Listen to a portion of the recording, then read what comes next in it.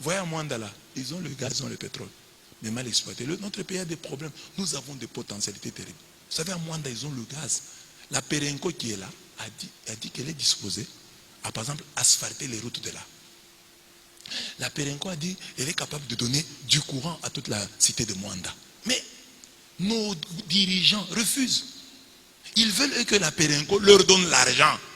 Or, quand on leur donne l'argent, ils mettent, bon, ils peuvent faire autre chose. Mais la cité de Mwanda n'en profite pas. Donc, or, si on dit à la Perenco, même si le gouvernement peut perdre, j'accepte. Déjà, il perd, le gouvernement perd. Parce que ces gens-là exploitent notre pétrole. Ils sont sur notre partie là, l'océan là, sur notre partie. Ils exploitent là le pétrole. Qui contrôle? Comme ils veulent. Ils sont libres.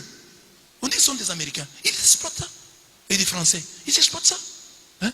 Ils amènent notre pétrole, le brut là. Ils l'amènent ailleurs. Bon, maintenant, il semble qu'ils donnent. Pas, le samedi passé, il y a eu marche, ville morte à Mwanda. Parce qu'il y a 10 millions que la Perenco aurait donné. Les 10 millions là se sont volatilisés. On ne sait pas où c'est parti. Et c'était pour leur courant, pour leur route. Il n'y a pas de route là-bas. L'entrée du Congo, il n'y a pas de route à Mwanda. Depuis l'embouchure là qu'on compte. Quand vous dites, nous sommes ici à 100 km, hein, c'est à partir de Mwanda. À partir de l'embouchure là, on commence. C'est l'entrée de la RDC. C'est ça l'entrée. C'est vrai, avec le projet du pont, du port en eau profonde, c'était un bon projet. Mais il faut une route à Mwanda. Vous quittez l'embouchure là, vous avez une bonne route. C'est les débuts du Congo. Vous avez une bonne route là. Hein, à Mwanda. Quand nous sommes arrivés à Mwanda, qu'est-ce que nous nous sommes perdus à Mwanda? Nous sommes arrivés la nuit. Et moi je me disais Mwanda. Donc c'est l'océan, il y a du pétrole, il y a du gaz là-bas. Je me disais il y a du courant. Nous entrons à Mwanda.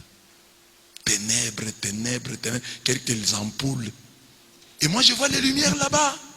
Avec mes compagnons, nous voyons les lumières. Nous nous disons c'est là Mwanda. Et nous sommes passés à Mwanda. Nous disons comme ici il y a des ténèbres, c'est pas Mwanda. Mwanda, c'est l'entrée de la RDC. Ça doit être plus beau, ça doit être plus éclairé. Et nous passons avec mes compagnons la nuit. Nous passons à Mwanda. Nous ne connaissons pas, nous ne savons pas que c'est Mwanda parce que c'est sombre. Nous disons non, non, non, Mwanda doit être éclairé. Il y a du gaz, il y a du pétrole à Mwanda. C'est éclairé. Nous passons, nous arrivons jusqu'à l'entrée du carnaval de bananes. Nous arrivons au carnaval de bananes.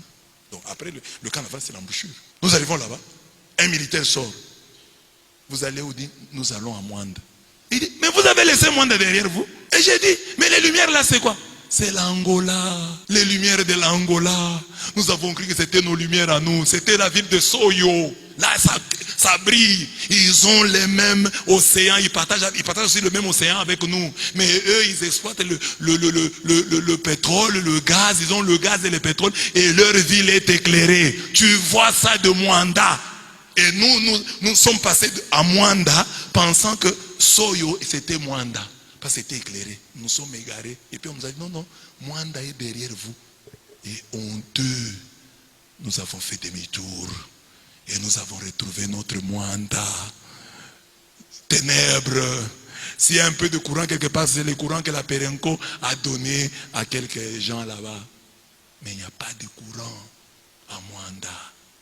L'entrée de la RDC, il n'y a pas de bonne route. On a fait une route là-bas et n'est pas bien asphaltée, ce n'est pas fini. C'est mal fait. L'entrée de la RDC. Chacun quand même nettoie devant sa parcelle. C'est là que ça va être beau. Quand quelqu'un entre par là, il voit que c'est beau. Vous avez vu dernièrement ici, Gou est venu à Kinshasa. Gou à l'aéroport d'Enjil. Il fait comme ça. Je suis à Kinshasa. Il voit notre aérogare là. Alors les Ivoiriens commentent. Il faut voir comment il... Ça c'est ça l'aéroport de Kinshasa. C'est vrai que ça on ne peut pas attribuer au pouvoir actuel. Mais ceux qui étaient là toutes ces années, on n'a jamais pensé construire un aéroport à la taille de notre pays. À la taille de notre pays. On paye jusqu'aujourd'hui là. Vous voyez, vous savez, le Go Pass là. Hein? Donc ça dit que le Congo a pris des dettes. On a pris des dettes.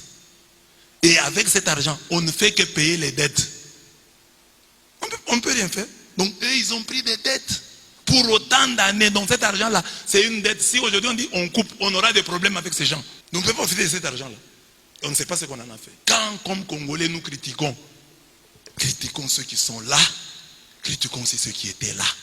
Et critiquons aussi ceux qui vont venir.